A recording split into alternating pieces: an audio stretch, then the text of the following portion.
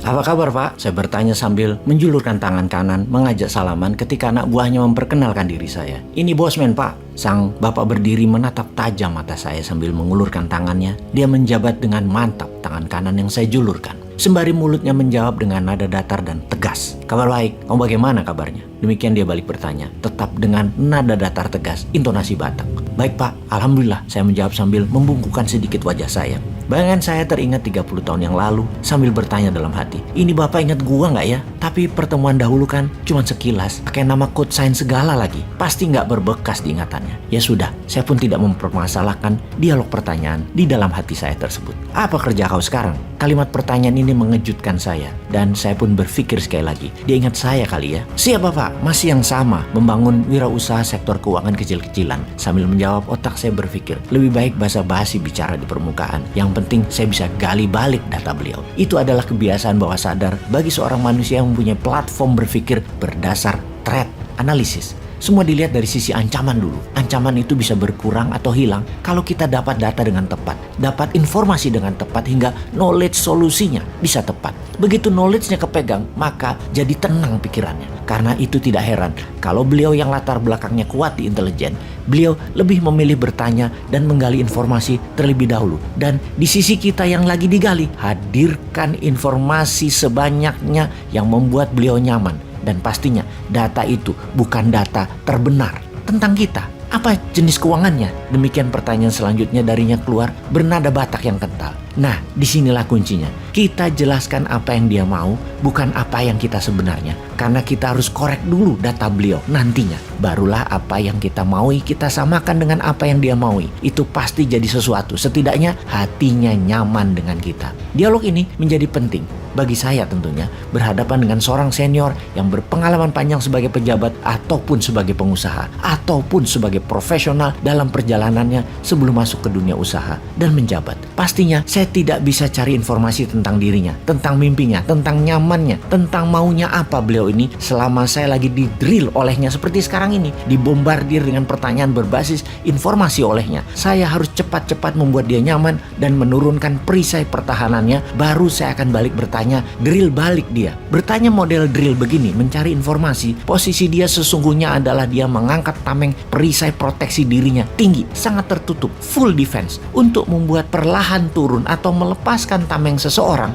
jawaban kita harus tepat. Saya pun menjawab, saya melihat peluang di bidang keuangan Pak. Karena untuk membuat Indonesia berdaulat, apa yang pemerintah lakukan sudah banyak, tapi tidak semuanya bisa teratasi. Masalah juga banyak. Jadi supaya pemerintah dan negara bisa maju dengan cepat dalam bidang ekonomi, menurut saya adalah bidang keuangan alternatif. Adalah salah satunya. Maka kami memfokuskan di sana Pak. Dan puji Tuhan, alhamdulillah, semua berjalan baik. Sangat baik bahkan. Kata puji Tuhan adalah terminologi yang pasti membuat dirinya nyaman. Di mana dia adalah seorang Nasrani, dia menerima kata tersebut pasti membuat dirinya nyaman. Saya memilih berasosiasi kata tersebut agar membuat dirinya nyaman. Dia tahu saya Islam. Dengan awal saya jelas mengatakan alhamdulillah ketika ditanya kabar. Dan terminologi kedua ini sengaja saya menggunakan kata puji Tuhan alhamdulillah yang sama arti harafiahnya. Sekali lagi, untuk menurunkan tameng pertahanannya dan berhasil. Sekilas mukanya berubah dengan sebuah kata puji Tuhan tersebut. Dia pun tersenyum tipis pas kata tersebut meluncur dari mulut si Sontoloyo ini. Kali ini intonasinya menurun. Usaha macam apa pula itu? Nadanya setengah bercanda karena dia mengatakan dengan mata berbinar dan mulut tersenyum tipis. Inilah momen yang kita tunggu-tunggu. Tameng pertahanannya mulai diturunkan rendah sekarang. Yes! Kata saya dalam hati. Waduh, perlu waktu 5 menitan dan jelasinnya. Bapak kan sibuk, apa sempat? Dia pun berkata, cukup, saya santai kok. Demikian dia memastikan santai tersebut. Wajahnya menatap 3 asisten di ruang kerjanya untuk memastikan jawaban sambil setengah menongakkan wajahnya, meminta dukungan jawaban ke asistennya yang diangguk dan dikomentari satu asistennya. Iya, Bapak ada cancel meeting, jadi kosong sekarang jadwalnya. Izin menjelaskan kalau begitu. Saya memulai dengan sedikit masukan informasi. Kita kan tahu bank tugasnya menyimpan dana masyarakat dan menyalurkan kembali ke masyarakat.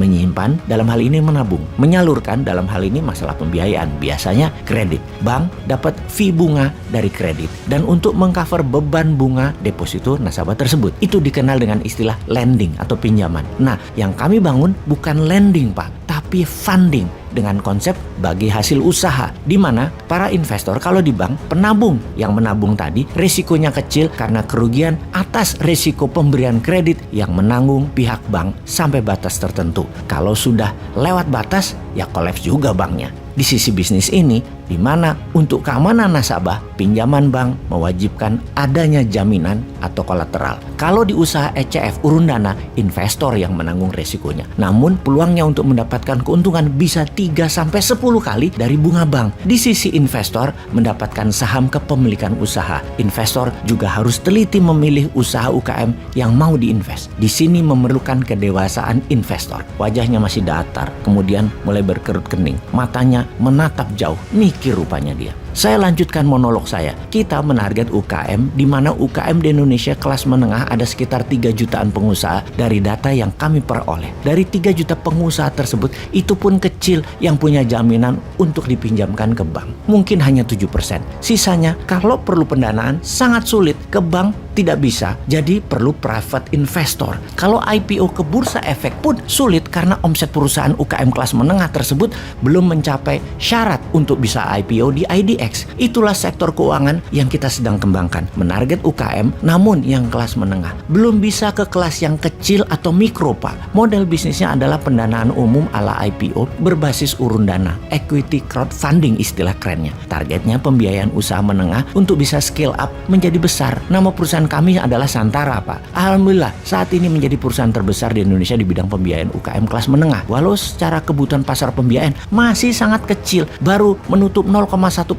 pemenuhan kebutuhan pasar pembiayaan tersebut. Kali ini wajahnya berubah. Tidak bertanya, tidak bergeming. Melihat hal itu, saya memutuskan memberanikan diri menambah data. Mudah-mudahan data ini adalah data yang membuat dirinya lebih nyaman lagi. Ya, saya gambling aja untuk menambahkan informasi tersebut. Saya pun berkata, ide ini Pak, sebenarnya saya sangat terinspirasi bagaimana Tiongkok membangun negaranya dari dalam, di mana pembiayaan bisa melalui Shanghai Stock Exchange seperti Bursa Efek Indonesia atau IDX. Kita bangun Bursa Efek UKM dan Startup versi Shenzhen Stock Exchange. Mendengar kata Tiongkok, wajahnya kembali berubah, bahkan lebih sumringah dari sebelumnya. Dia pun mengangguk-ngangguk kepala. Lalu dia bertanya, lalu kamu mau apa untuk pemerintah bantu? Bagi saya, pertanyaan ini di luar harapan saya, bahkan lebih. Yang saya jawab cepat, pemerintah kalau bisa mempromosikan bursa UKM ini lebih kencang lagi, lebih masif lagi, agar semua UKM kelas menengah yang ingin pendanaan ada alternatif, yaitu dengan urun dana dan bursa secondary. Setelah Indonesia resmikan dengan target ketika opening di tahun 2023 tahun depan, ada lebih 200 perusahaan UKM kelas menengah melantai di bursa efek UKM terbesar di dunia. Kamu sudah siap untuk menjadikan itu semua kenyataan? Dia bertanya sambil melihat jam dinding yang saya tahu waktu bersamanya sudah di ujung pertemuan. Saya pun menjawab, sudah sangat siap. Sejak tahun lalu kami siap. Hanya tunggu momentum, tunggu dukungan pemerintah. Karena mengedukasi, membangun kekuatan bangsa dan negara memerlukan semua elemen penunjang. Dan negara terutama pejabatnya itu juga hal yang sangat penting. Di ujung kalimat itu wajahnya kembali datar, tak bergeming, mungkin sedang berpikir. Tidak tahu juga saya. Saya belum kenal banyak dengan dirinya sekarang. Sebagai seorang menteri koordinator, seorang opung yang sangat beragam pengalamannya. Baik sebagai profesional yang panjang sebelum dirinya menjadi pengusaha dan menjabat jabatan politik. Apapun jawabannya itu, saya menunggu diam dalam posisi duduk tegap sikap sempurna. Hingga sebuah kalimat terdengar di telinga saya. Ayah, habis sholat subuh anterin mas pertandingan bola ya. Itulah suara putra nomor 3 saya bicara dengan suara pelan memecahkan impian saya ini.